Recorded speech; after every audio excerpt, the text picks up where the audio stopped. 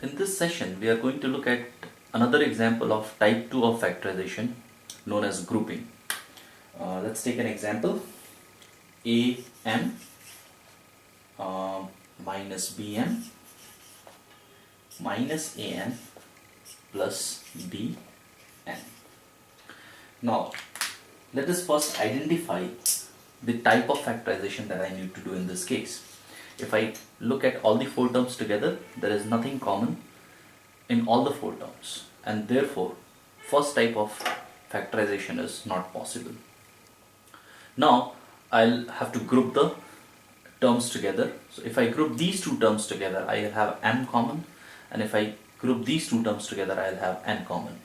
So I'll go with this first group and second group, and then factorize them separately. So I have a box here for the first group and a box here for the second group. Now m is common in both these terms. I'll write m here, and I will be left with a negative b, and in these two terms n will be common, so I'll be left with negative a plus b. Now I must check that the terms that I get here should be like terms. Let's check that. Here it is positive a and here it is negative a.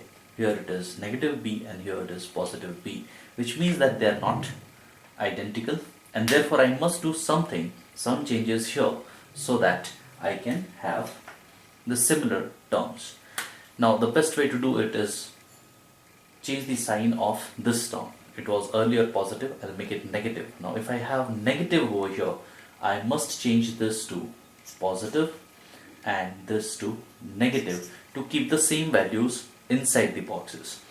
If you see, if I multiply these two, I am still getting negative an, and if I multiply these two, I am still getting positive bn, which means that my initial expression has not changed by this manipulation. Okay, so now I have m a minus b and negative n a minus b. Again, if you see, first term and second term has a minus b common, so I'll take a minus b here.